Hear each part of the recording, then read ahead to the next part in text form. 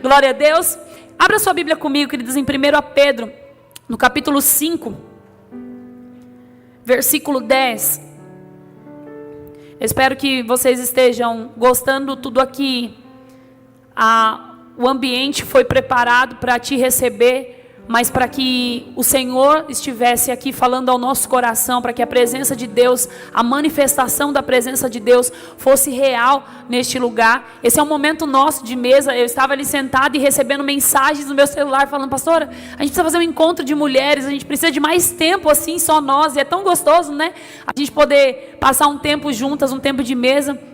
Então esse momento é para você, amém? Para você aproveitar esse momento. Nós preparamos um lanchinho, espero que você goste também. Então aproveite, amém? 1 Pedro, não liga muito se eu ficar fazendo assim com a mão, porque eu estou acostumada a usar o microfone.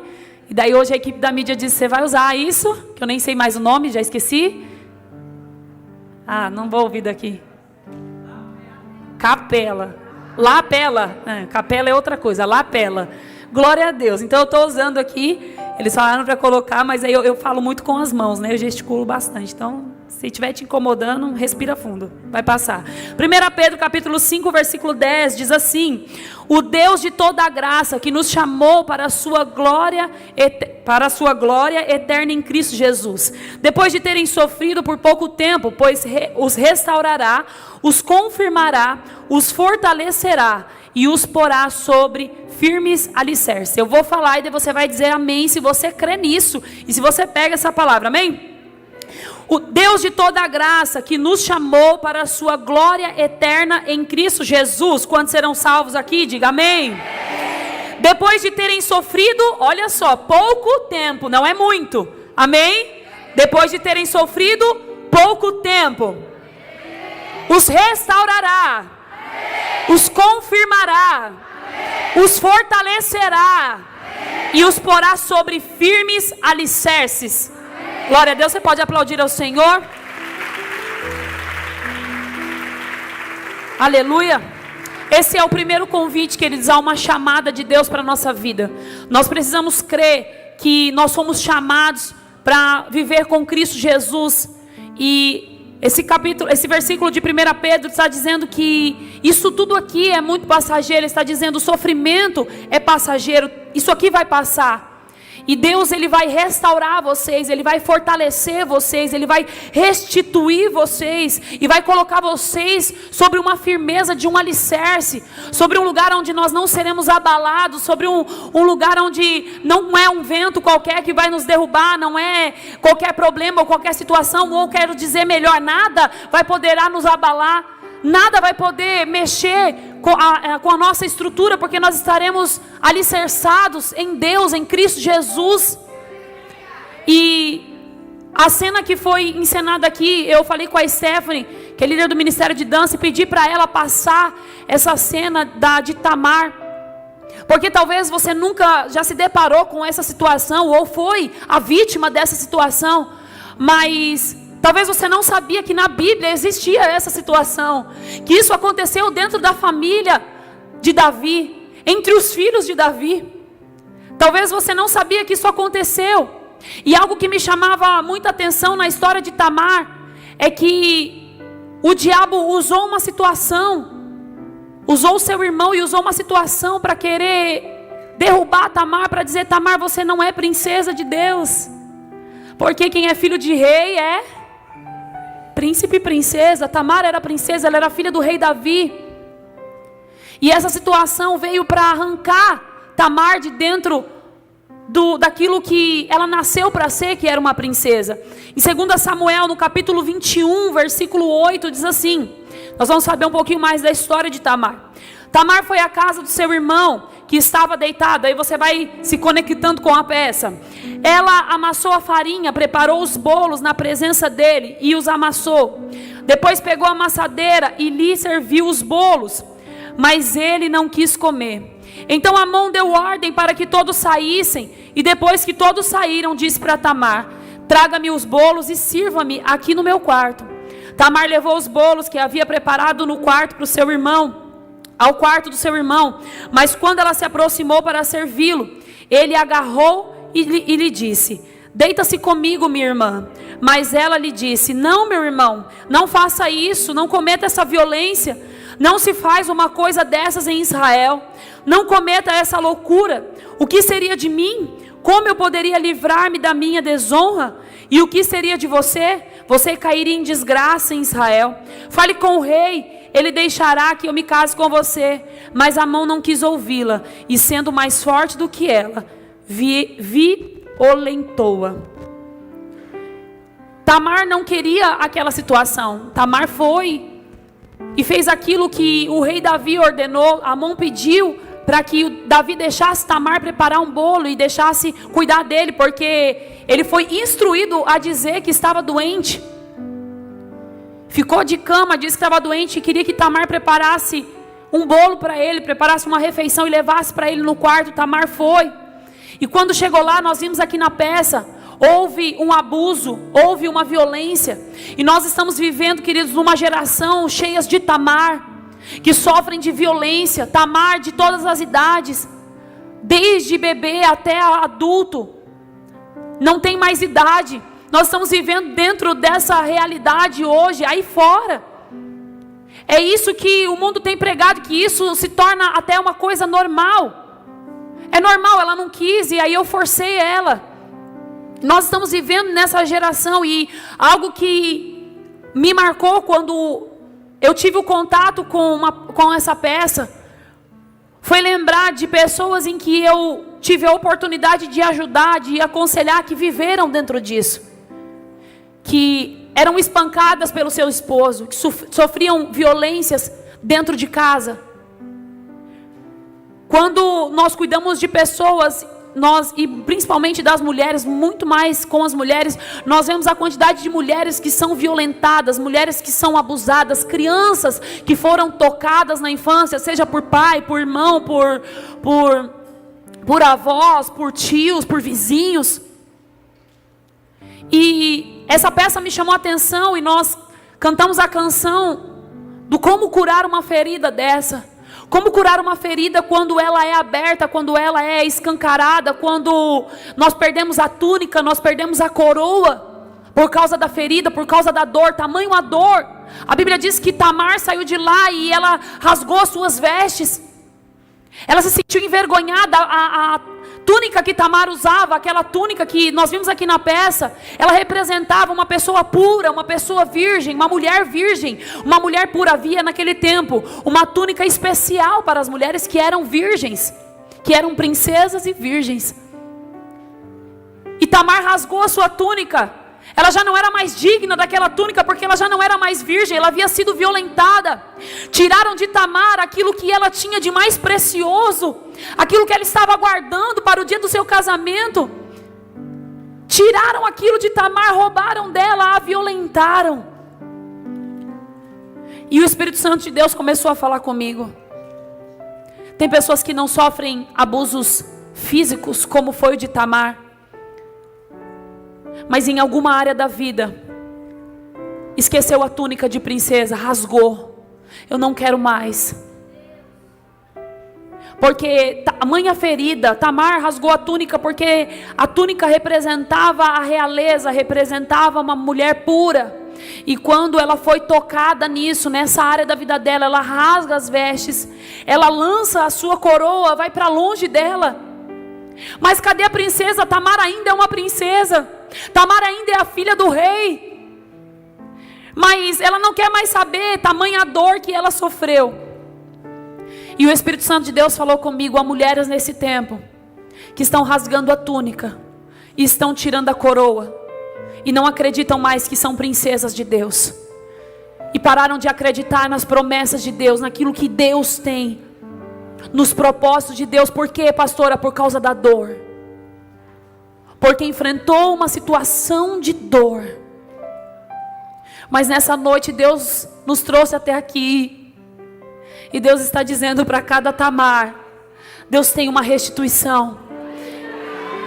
Eu não sei o que você perdeu, o que você deixou cair. Eu não sei qual área da tua vida que ainda precisa ser restaurada, que ainda precisa ser restituída. Pastor, eu fui para o encontro com Deus, eu passei pelo encontro, eu tive a minha vida transformada, o meu nome foi mudado naquele encontro, naquele dia. Deus fez isso comigo, mas e quando você saiu de lá, como foi? Será que você manteve a coroa?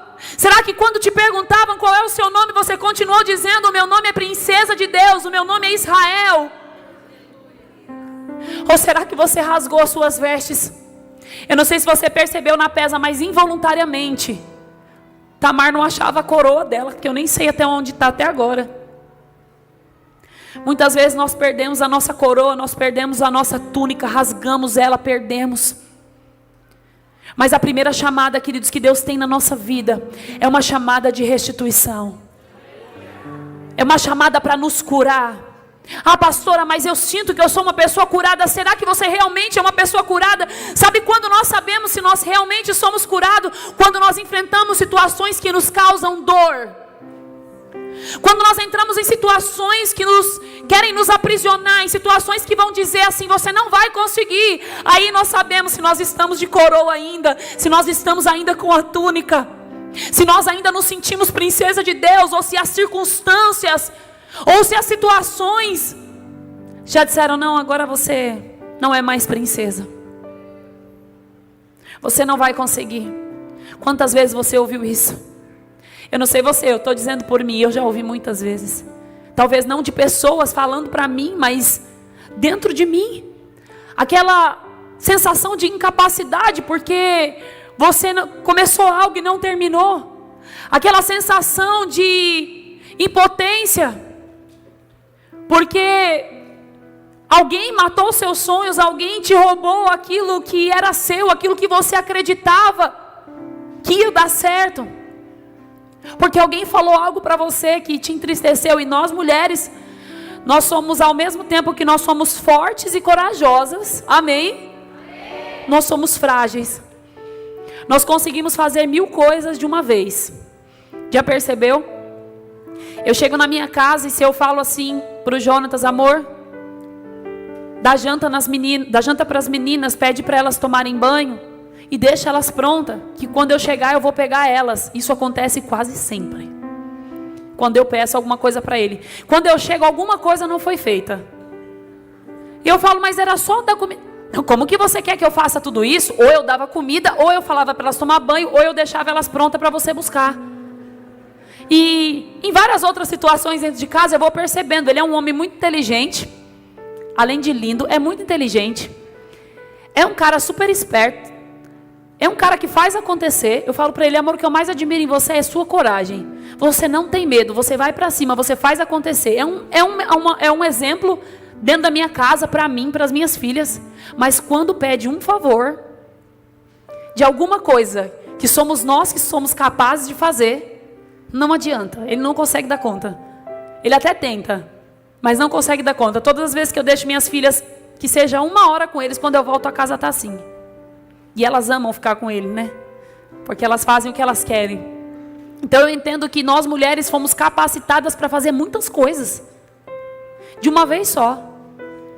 Eu estou grávida pela 3ª vez. Oh, meu Deus, até assusta falar. E eu fui fazer ultrassom e eu notei algo que talvez passou despercebido na gestação das meninas, porque não sei se pela idade eu era mais nova, talvez agora chegou um pouco de mais maturidade na minha vida. Eu não sei se porque também a vida era, né, agitada. Eu não sei, eu sei que eu fui fazer ultrassom e eu comecei a me emocionar com a imagem do ultrassom. E comecei a me emocionar com o neném. E vendo cada passinho dele ali, e meu coração bateu mais forte. Eu comecei a agradecer a Deus por aquilo, pela vida. E quando eu saí de lá, eu fiquei me perguntando: meu Deus, como que é tão real isso? Nós mulheres podemos carregar uma outra pessoa dentro de nós. Alguém que está vivo, o médico fazendo ultrassom, e ele dizia para mim: Andressa, a gente não vai conseguir ouvir o coração, porque ele está agitado, ele está se mexendo. Eu acho o coração de um lado, ele vira. E aí, uma das horas que ele pegou um momento, o neném estava segurando o cordão umbilical e puxando para a boca. E primeiro eu fiquei desesperada, porque eu lembrei do meu sobrinho, do Levi, e ele parece com o Jonatas. E eu falei: Deus, tem misericórdia. Mas depois eu fiquei dentro do carro, eu fui muda, eu fiquei, meu Deus, como é incrível isso. Como nós somos capazes de carregar uma vida dentro de nós. O homem nunca vai provar disso. Também não vai provar da dor, né? Mas ele não vai provar disso. A dor, ela é naquele dia, né? Que nasce, tem os incômodos dos 9 meses da gestação. Mas não existe nada mais recompensador na vida do que você segurar o teu filho nos teus braços. Quem é mãe aqui sabe, quem não é vai ser. Em nome de Jesus. E sabe o quanto isso é recompensador. E o homem não vai provar disso. Então eu entendo que Deus nos entregou algo. Como que nós trabalhamos, fazemos as nossas tarefas do dia a dia. E aí no início da gestação a gente passa mal. A gente sente ânsia de vômito. A gente não consegue comer nada. Gente, foi uma prova em Israel. Fiquei 30 dias fora. Israel, Grécia, Estados Unidos. Olha, em Israel, eu quase não. Eu vou confessar que eu chorei. Teve um dia que eu fui dormir com fome e chorei porque eu não conseguia comer nada. As comidas de lá não são tão deliciosas. E a gestação também não ajuda muito. E eu saí pensando do consultório, meu Deus, que coisa incrível, como nós conseguimos gerar. Deus nos deu esse potencial, Deus nos entregou isso, entregou para nós mulheres. E ao mesmo tempo que nós estamos gerando uma vida, nós estamos trabalhando, nós estamos vindo aos cultos, nós estamos ministrando pessoas. Aí ao mesmo tempo que nós estamos gerando, nós estamos cuidando da casa, cuidando do marido, talvez dos outros filhos. Ao mesmo tempo que nós estamos gerando, nós estamos projetando nossos sonhos, não paramos. E a criança está aqui, ela está crescendo, ela está evoluindo. E você está comendo, e o alimento que você come não vai mais só para você, vai para você e vai para o bebê. E aí começa aquela coisa, eu falei, meu Deus, nós somos realmente 1001 utilidades. A mulher é incrível. Nós somos mais fortes do que os homens. Porque nós não desistimos, e nem tem como você chegar no meio da gestação com 6 meses, eu não quero mais. Quando eu fui ganhar a Emily, eu provei disso. Eu tentei falar não quero mais e não teve jeito. Quando eu cheguei lá, que estava aquela dor, quem teve parto normal aqui, diga glória a Deus. Foi isso que aconteceu comigo. Quando eu cheguei lá e quando começou a dilatação, 8, 9 dedos, eu já estava achando que eu ia morrer. João estava dizendo, amor, calma. Eu estou orando. Eu falei, não ora. Eu vou morrer. Deus me abandonou aqui. Eu vou morrer, para de orar. E eu peguei a minha roupa. Estava com um jaleco. Eu peguei minha roupa, tirei. Botei minha calça, botei minha camisa, meu chinelo. E falei, eu vou embora. Arranquei o soro da mão. Foi sangue para tudo. Eu falei, vou embora. E a médica tentando me parar. A enfermeira, não, Andressa, você tem que ficar aqui. Mamãe, eu não quero mais ter filho. Eu quero ir embora agora. E o Jonatas desesperado, eu falei, eu quero ir embora. Eu saí corredor e falei, não quero que ninguém rele em mim. Eu quero ir embora. E o Jonatas falou, vão judiar de você. Que falam, né? Eles assustam falando do SUS, né? Ah, é hospital público. Mas cuidaram muito bem de mim. Eu no corredor, o Jonatas me pegou, eu falei, eu não quero que ninguém rele, eu quero ir embora. Só que a dor veio do mesmo jeito. Quando a dor veio, eu comecei a gritar. Falei, me ajuda. Corta, faz alguma coisa. Mas você pode implorar que ninguém corta. A criança já estava quase nascendo. Fomos para a mesa de parto. Os médicos encorajando. Aquela aflição nasceu. Depois que nasceu, eu falei, não dá para desistir. O propósito de Deus na nossa vida tem que ser como uma gestação. Não dá para desistir, sabe? Tem que nascer. O chamado de Deus dentro de mim, de você, pode durar 9 meses, mas ele tem que nascer, ele tem que florescer. Não dá para paralisar ele, para dizer eu não quero mais. Deus, eu não sou mais princesa, eu não quero mais saber de túnica, de coroa. Eu não quero mais saber daquilo que o Senhor tem para mim. Não, pense que o propósito de Deus na minha, na tua vida tem que ser como uma gestação. Não dá para interromper, não pode parar. O mundo aí fora quer interromper. Eles querem legalizar o aborto, mas nós não. Nós estamos dizendo não vai parar, não vai legalizar. Aborto não. E a mesma coisa tem que ser o propósito de Deus na nossa vida. O mundo está dizendo, para, não vai gerar.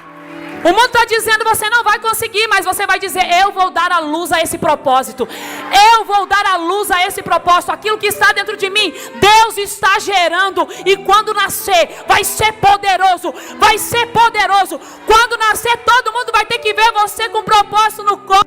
Dizendo, Deus quem fez, foi Ele quem fez. Porque Ele é fiel. Ele é fiel. na minha e na tua vida. Há uma chamada de Deus para nós, queridos. Nós não podemos abortar essa chamada. Quando eu olhava o vídeo do meu filho naquela tela, primeiro que essa criança foi profetizada. Vocês viram aqui, eu não quis nem compartilhar com meu marido em casa. Quando eu soube que estava grávida, eu quis compartilhar com a igreja. E foi gerada num dos momentos mais difíceis da minha vida. O momento que eu queria rasgar a minha túnica. Momento em que eu tive vontade, muita vontade de tirar a coroa e dizer: eu não quero mais. Momento que eu tive vontade de dizer não. Mas eu continuei. Assim como uma gestação, você não pode abortar. Você não pode parar. Palavras, o Senhor veio fortalecendo. Só que faltava alegria. Eu estava aqui, eu estava na presença de Deus, uma vida de oração, os pastores, todos nós passando essa peleja juntos, guerreando, orando, jejuando, profetizando, sofrendo juntos, chorando juntos, por um propósito que Deus havia nos entregado há 8 anos atrás dentro de uma garagem. Lá Deus gerou algo dentro de nós. Deus gerou um chamado e o mundo estava dizendo: aborta, não vai dar certo. Mas nós estávamos de joelhos, chorando e orando, dizendo: Deus fez até aqui, Deus vai continuar fazendo, o propósito vai nascer. E nós estávamos no encontro com Deus, num momento lindo lá do domingo de manhã, que quem já foi sabe, quem não foi, vá para o encontro. Eu estava sentada e vendo aquelas pessoas, e foi lindo ver os servos, a equipe de servos ali servindo aquelas pessoas e orando por elas. E a Patrícia está aqui, ela, né? Ali, ei Glória, mãe da Kathleen. Ela estava lá no meio do encontro lá, e ela sai do lugar dela e vem até mim e me dá um abraço. E ela falou assim para mim: pastora, Deus está me dizendo que no teu ventre existe um menino. A alegria volta para dentro da sua casa. E ela falou mais algumas coisas e foi embora. E eu falei: meu Deus, será que é um menino? A incredulidade é algo que nos atrapalha de crer que aqui Deus vai fazer. Olha, e eu, pessoa incrédula, foi eu. Sabe quando Deus é tão bom e está fazendo, e você... Olha, eu fui ter, assim, o alívio de que o neném era um menino ontem. Quando eu fiz o ultrassom e eu vi lá, né, o órgão genital masculino, eu disse: agora sim, eu creio. Ele falou: e aí, Tomé? Meu marido falou: eu estou falando para você que era um menino. Na noite que eu descobri que estava grávida, eu cheguei em casa. Eu contei para o Jonatas aqui. Daniel Berg estava aqui fazendo louvor. E ele falou assim: Daniel, é profético você estar aqui, porque o meu filho é um menino. Eu falei para ele: Jonatas, para de ficar falando, que você não sabe. Ele falou para mim assim: Andressa, se não for um menino. Ele falou na frente de outras pessoas, que foi o que comprometeu mesmo. Ele disse: se não for um menino, pode me trancar num quarto e me ensinar a ouvir a voz de Deus de novo. Porque Deus falou para mim que você estava grávida e que era um menino. Eu falei: olha, é pesado isso que você está falando, viu? Eu vou te trancar no quarto se não for um menino. Estava bem crédulo, mas para a glória de Deus é um menino. E o Senhor cumpriu essa promessa. Há 10 anos atrás, quando a Emily tinha meses, eu estava dentro de uma igreja, aquelas igrejas do Pentecoste, que foi a igreja que nós nascemos. E um irmãozinho baixinho, eu não lembro o nome dele, apóstola, que cantava aquela música: o homem da mão furada está... Reginaldinho. Ele me chamou lá na frente da igreja, e eu com a Emily com 3 meses, ele falou assim: Andressa, quando ela tiver desse tamanho, Deus vai te dar um Davi. Estou falando de uma profecia de 10 anos atrás. Aí quando eu engravidei da Emily, eu achei que já era um menino. Só que ele fez assim. Da Laura. Quando eu engravidei da Laura, eu achei que era um menino. E aí só que ele fez assim. Agora eu medi a Emily e ela está assim. E agora veio o Daniel. Porque Deus, Ele faz promessas para nós, queridos. Deus, Ele cumpre aquilo que Ele fala. Só que somos nós quem arrancamos a túnica, somos nós quem abortamos o propósito, somos nós quem tiramos a coroa. Deus está dizendo: eu mudei seu nome, você é princesa, você é Israel. Deus usa uma irmã, Deus usa um pastor, Deus usa a tua liderança. Deus está dizendo: vai, avança, você vai conseguir, rumo ao propósito. Não, essa dor não vai te parar, não, essa situação não vai te paralisar, isso está te fortalecendo. Apóstolo Paulo diz isso, que as dores, as angústias, as aflições, elas não são para nos parar, elas são para nos levar para mais perto do Senhor. Elas são para nos aproximar de Deus. Ele está dizendo: quando eu estou fraco, eu estou forte, porque o poder de Deus não está quando eu estou bem, não. O poder de Deus vai se aperfeiçoando em mim, são nas minhas fraquezas, quando o dia está mal, sabe? Quando o Tamar quer rasgar as vestes, quer tirar a coroa, quando Absalão quer roubar o propósito de Deus na vida das Tamar, aí Deus diz: não, vai viver o propósito, vai viver a chamada. Eu não sei qual foi a área da sua vida que foi defraudada. O que tiraram você, talvez não foi uma violência sexual, mas talvez foi alguma situação na tua vida, que assim como essa situação disse para Tamar que ela não era mais princesa, está te dizendo: você não é princesa, e você não vai conseguir vencer. O primeiro convite de Jesus para nós é nos curar e nos restaurar. Não dá para nós vivermos o propósito de Deus se nós não estivermos totalmente curados, se nós não estivermos totalmente restauradas. E o que é isso, pastor? Eu não posso então mais passar por nenhum momento difícil? Isso é não sentir mais dor? Não. Isso é até passar por momentos difíceis, até enfrentar momentos difíceis, mas é não desistir, é não parar, é não abortar o propósito de Deus, a chamada de Deus para a tua vida. Ei, mulher, eu estou aqui nessa noite porque Deus falou comigo, e agora Deus está me usando aqui para falar com você. Você precisa se levantar, você precisa dizer: Senhor, eu estou gerando. E se você por algum momento abortou o propósito, como Tamar fez, e lançou a coroa e rasgou as vestes, você vai dizer nessa noite: Deus, eu quero voltar para a rota do propósito, eu quero voltar para o chamado que o Senhor tem para mim. Por algum momento eu quis parar de gerar, mas agora eu quero gerar outra vez. Eu quero gerar os teus sonhos, eu quero gerar os teus propósitos. Deus está nos convidando para sermos curadas, e não é uma cura nessa noite, não é uma cura lá no encontro, não é uma cura no reencontro, é uma cura diária. É alguém te ferir, você dizer: Senhor, eu perdoo. É alguma situação acontecer e você dizer: não, isso não vai me matar. Eu vou para o meu quarto de oração, eu vou ficar com Deus, eu vou falar com Ele, mas a minha túnica vai ficar comigo, a minha coroa vai ficar comigo, porque ninguém pode roubar, só eu que posso tirar. Ninguém pode roubar isso de você. Aquilo que Deus te entregou, o propósito de Deus, a chamada de Deus para a tua vida, ninguém pode roubar. Você pode abortar isso, você pode tirar isso e deixar de viver, mas ninguém pode. Ah, eu saí da igreja por causa do pastor, eu saí da igreja por causa do líder. Não, você não saiu por causa dele, você saiu porque você quis sair. Porque o propósito que Deus tem, a chamada que Ele tem na tua vida, ninguém, o homem não pode tocar, o homem não pode abortar. Nós não temos que parar de transferir culpa para os outros. É a minha vida, é a sua vida.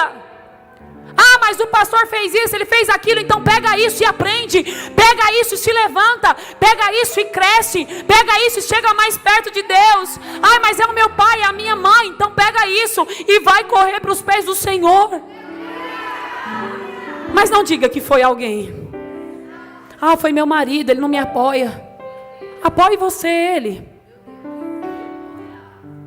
Ah, foi o abandono. Que dor terrível. É a dor do abandono. Mas a pastora Bia foi usada aqui nesse altar e ela disse que todo mundo pode te abandonar, menos o seu pai. Um dia eu vou ver ela contando a história dela aqui, e vocês vão entender a propriedade que ela tem para dizer isso.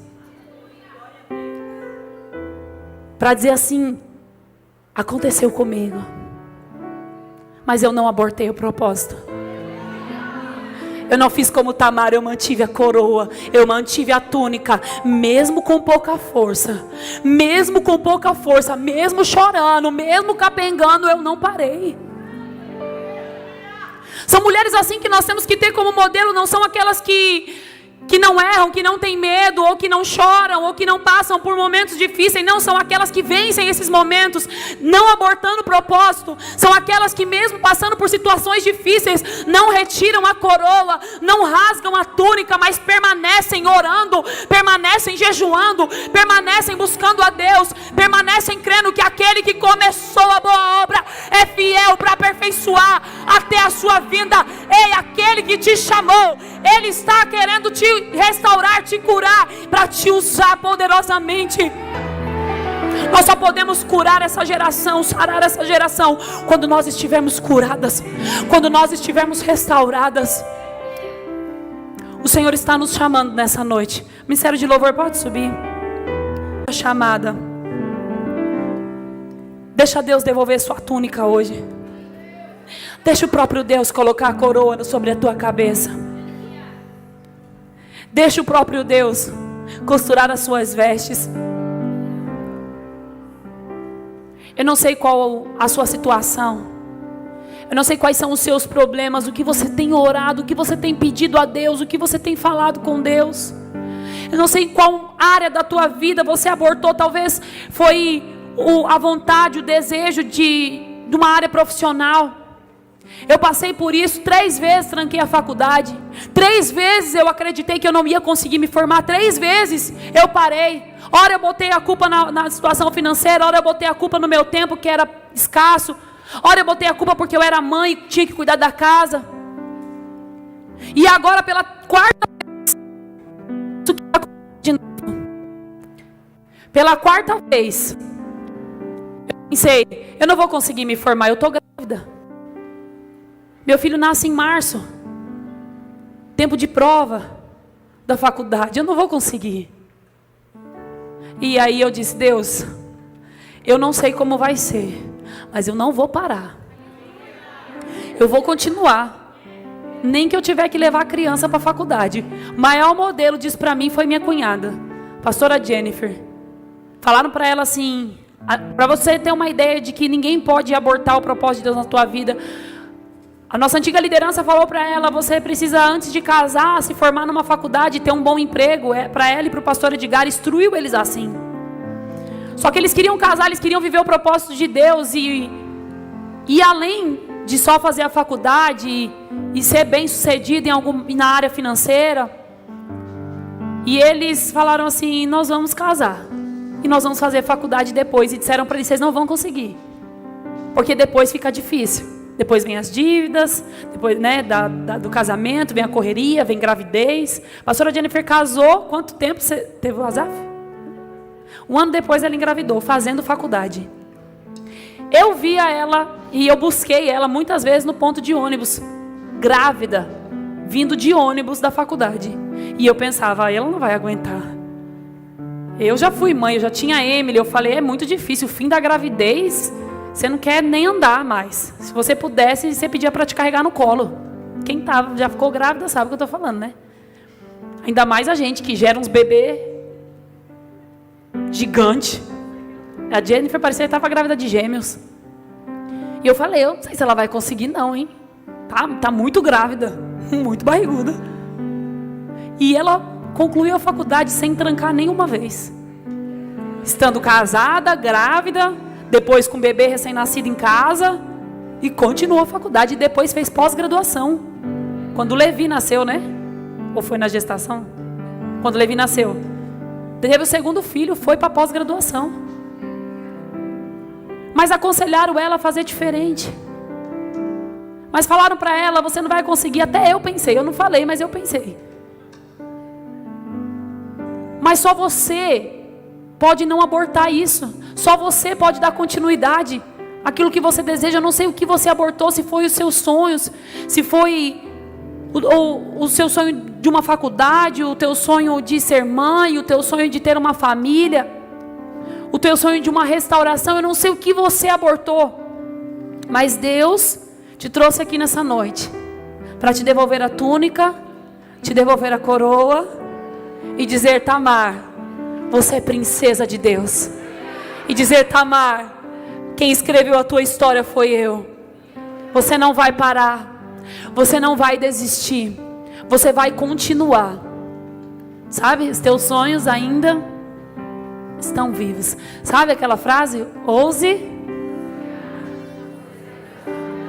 Tem que ser a frase da tua vida. Já se tornou a frase da minha vida. Precisa ser a frase da tua vida. Amém? Coloque-se de pé. Só você que nessa noite deseja receber de volta a sua coroa, deseja ter de volta a sua túnica.